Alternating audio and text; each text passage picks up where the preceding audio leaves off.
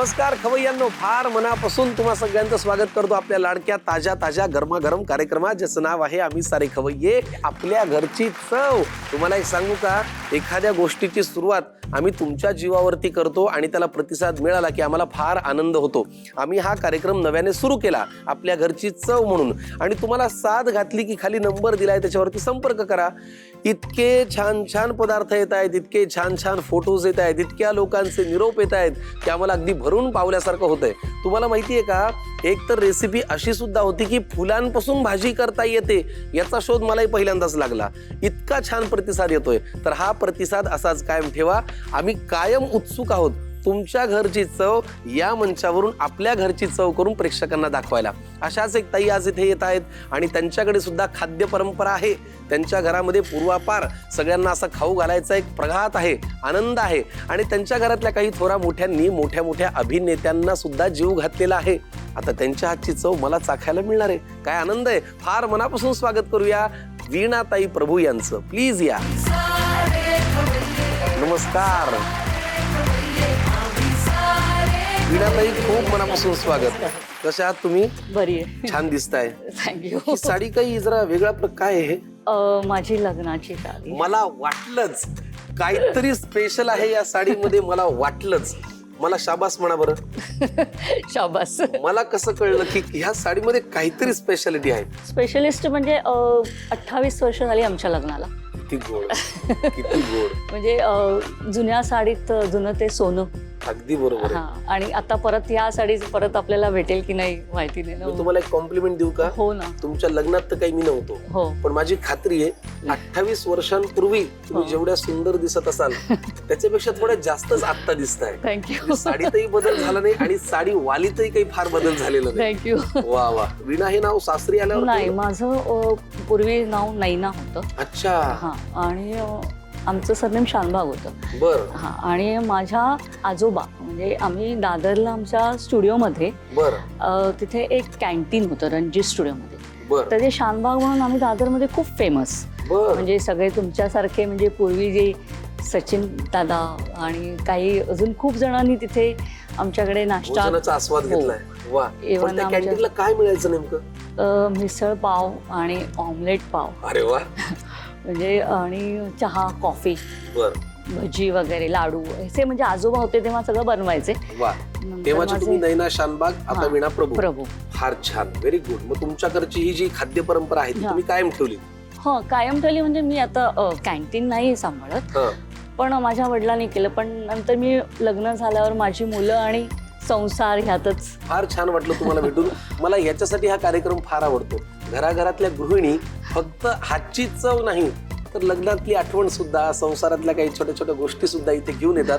आज कुणाला तरी या कार्यक्रमात येताना लग्नातली साडी नेसून यावंच वाटलं हे आमच्यासाठी पावती आहे. तर फार मनापासून तुमचं स्वागत. धन्यवाद. आता गिफ्ट जरा बाजूला ठेवूया. हो ना. तुमच्याकडची माहेरची खाण्याची पद्धत आता इथे घेऊन आलायत का सासरची? नाही, माझं माहेर आणि सासर म्हणजे आम्ही एकाच समाज. म्हणजे आमचा गौड सारस्वत ब्राह्मण हा समाज आहे. त्यांची खाण्याची पद्धत जरा हा, खाण्याची पद्धत म्हणजे आमच्या प्रत्येक पदार्थात ओलं खोबरं पाहिजे. वा. चला मग आपण स्वयंपाकघरात जाऊया. हो ना. आणि भोजनाचा आनंद घेऊया. चला. आल्या आल्या आम्हाला कळलं की ही साडी लग्नातली आहे, तर थोडं आपण 28 वर्ष मागे जाऊया. ओके. तुमच्या लग्नातला मेनू आठवतो का तुम्हाला? हा, लग्नात म्हणजे आमच्याकडे अशा चांगल्या चांगल्या अशा त्यात कांदा लसूण नसतो. म्हणजे पारंपरिक पदार्थ असतात. डाळ, भात आणि कच्च्या फणसाची भाजी. अरे वा. हा, आणि तोंडलीची आमच्याकडे उपकरी म्हणतात, म्हणजे आपण भाजी तसं. आणि खीर असते, तांदळाची खीर. असंच प्रकार. फार भारी. कांदा लसूण नाही नाही, आमच्याकडे सात्विक भोजन असतं. म्हणजे कुठल्याही देवळात किंवा असं शुभ कार्याला नैवेद्याला वगैरे, नैवेद्याला पण कांदा लसूण नसतो. बरं, ठीक आहे. आज जो पदार्थ करणार आहात ते कोणते आहेत? मराठीत त्याला सांदण म्हणतात. सांदण. हा, आमच्याकडे कडम म्हणतात. कडम. बरं, मग आज तुम्ही सांदण करताय का कडम? नाही, म्हणजे तुम्हाला आता कडम म्हटल्यावर प्रश्न पडेल ना की काय प्रकार आहे कडम. म्हणजे सांदण म्हणजे महाराष्ट्रीयन पद्धतीत सांदण बनवतात, पण हळदीच्या पानात बनवतात की नाही मला माहिती नाही. पण आमच्या समाजात त्या गोष्टी त्याच्यात बनवतात, त्या हळदीच्या पानात उकडवतात.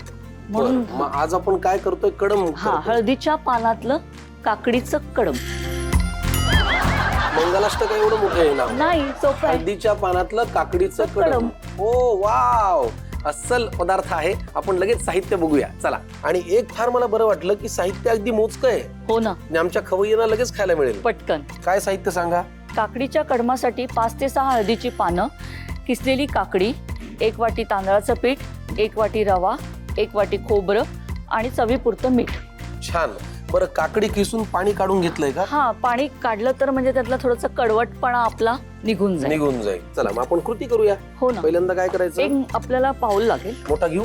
हा चालेल. घरी कोण कोण असतं वीणाताई. माझे मिस्टर, एक मुलगा आणि एक मुलगी. मुलगा काय करतो. मुलगा इंजिनियर आहे आणि तो जॉबला आहे आणि मुलगी डॉक्टर. वा. काय करूया पहिल्यांदा. हा 1 वाटी काकडीचं किसलेली काकडी आहे ना, ती घालायची. मी तुम्हाला एक गोष्ट सांगू. हो सांगा ना. आता काकडी अशी जर आपण सॅलड म्हणून जेवणात घेतली हो तर तिच्याकडे तेवढं लक्ष जात नाही. बरोबर आहे. पण काकडी चोचणे हा जो प्रकार आहे तो मला फार आवडतो. ओके. आणि काकडी चोचल्यानंतर किंवा काकडी अशी खिसल्यानंतर तिचा जो सुगंध येतो ना, हो ना, तो फार सुरेख आहे. हो. आणि तो आता तुम्ही हळदीच्या पानात जेव्हा तुम्ही खाल तर तो अजूनच मला हा सुगंध फार आवडतो काकडीचा. आणि काकडी चोचणे हा प्रकार इतका मन लावून करायचा आहे. नाही, ऍक्च्युली आमच्याकडे काकडी किसत नाही. बर. काकडी आम्ही सुरी किंवा वेळीवर, ती आता तुम्ही जे म्हणताय ना, ती चोचूनच करतो. का तर त्यातलं पाणी निघत नाही. बरोबर. हे जर किसलं ना तर त्याचं पाणी खूप निघतं. बरोबर. आणि मग ती अशी म्हणजे फ्रेश हवी असेल ना तर आम्ही तसंच करतो. बरोबर. मी तुम्हाला खरं सांगू, एक सहज माहिती म्हणून, मला मराठी भाषा एवढ्या करता आवडते. आपण बऱ्याच गोष्टी चिरतो, काही गोष्टी कापतो, काही गोष्टींच्या फोडी करतो, काही गोष्टींच्या चकत्या करतो, काही गोष्टींचा किस करतो. पण काकडी चोचणे हा जो प्रकार आहे, ती क्रिया आहे आणि त्याला जो शब्द दिलाय, ही मराठी भाषेची एक न्यारी गंमत आहे. काय करूया पुढे. मग ह्याच्यात तेवढंच आपलं खोबरं घालायचं. ओलं खोबरं. हो, ओलं खोबरं. रवा थोडासा, अर्धीच वाटी घाला. बर. ते आपलं तुम्हाला मदत करतोय. हो ना, करा ना. बघा बरं किती. हा, पुरे. आणि थोडस 1-2 चमचे तांदळाचं पीठ, कुरकुरीतपणा येण्यासाठी. नाही म्हणजे घट्ट पूर्णपणे बाइंडिंग साठी. बस पुरे. छान. घ्या मिक्स करू. चवीपुरतं मीठ. हा, ते तुम्ही तुमच्या अंदाजाने घाला.